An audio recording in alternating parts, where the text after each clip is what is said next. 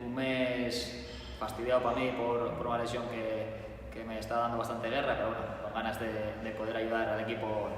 en lo que sea.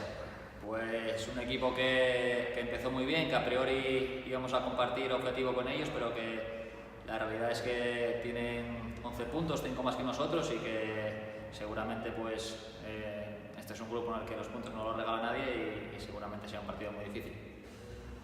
Pues sé que tuvimos un calendario complicado las primeras jornadas, creo que el equipo compitió bien frente a cualquier rival, ya fueran de la parte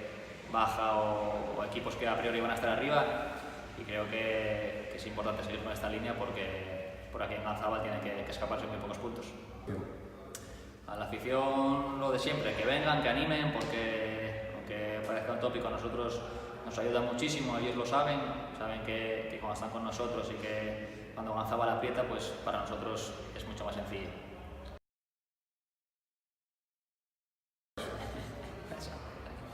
Eso, la verdad que están regalando los títulos, tío, la verdad.